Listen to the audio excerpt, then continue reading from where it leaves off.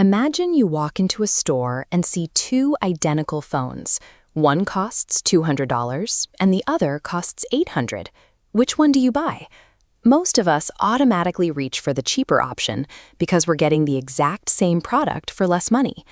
But if you carry that mindset into the stock market, you are walking into a trap. In a store, a lower price on the same item is a bargain. In the market, two different stocks are never the same item. A $5 stock isn't necessarily a better deal than a $500 stock. Without knowing what each share actually owns, that price on your screen is just a number without context. To avoid losing money, you have to look past the sticker price. You have to find out how much profit that specific slice of the company is actually generating. Let's make this concrete. Imagine there are two identical coffee shops up for sale in your neighborhood right now. This diagram shows the financials for both businesses. Shop A and Shop B both earn the exact same daily profit of $100. However, Shop A has an asking price of $1,000, while Shop B has an asking price of $2,000. Shop A is the better deal. You are paying half as much money for the exact same earning power. This logic, comparing the upfront cost to the actual earnings, is how professionals value stocks. In the investing world, this is called the P/E ratio. The P/E ratio acts as a specialized price tag. It reveals exactly how much money you are paying out of pocket for every single dollar that a company earns. Let's transition this coffee shop logic over to a hypothetical stock. To do this, we need two numbers, the current share price and the earnings per share, which is simply the company's total profit divided by the number of shares available. This equation shows exactly how the calculation works. If a stock is trading at a price of $500 and the earnings per share is $25, we simply divide 500 by 25. That gives us a final result of 20. In plain English, a P/E ratio of 20 means you are handing over $20 to buy exactly $1 of that company's earnings. By calculating this ratio, you can compare the underlying cost of entirely different stocks on a level playing field.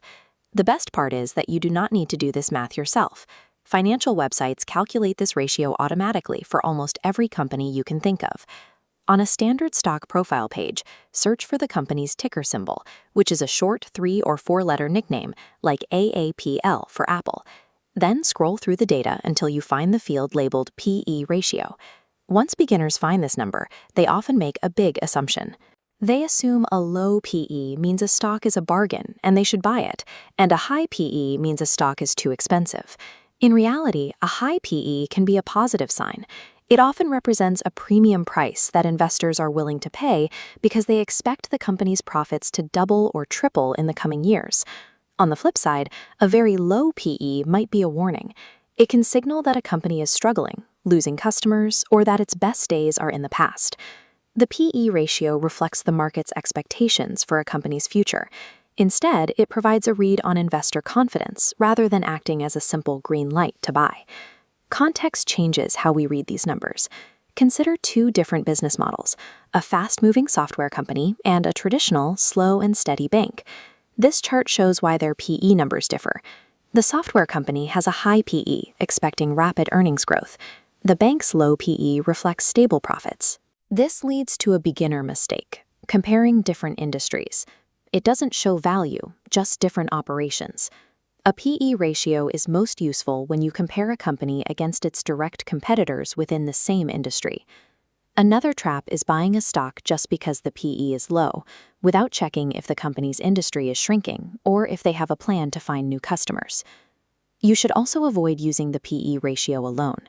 Looking at one number might cause you to miss significant problems, like a company carrying a level of debt that it can't afford to pay back.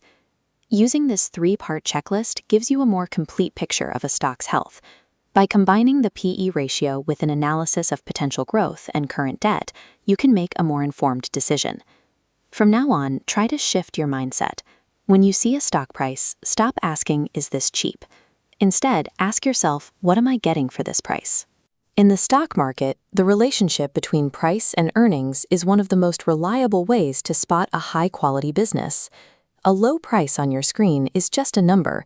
It's the value behind that number that creates long-term results. Have you ever bought a stock because the price looked low, only to watch it fall even further? Share your story in the comments. And to continue your investing journey, click the next video on your screen right now. I'll see you there.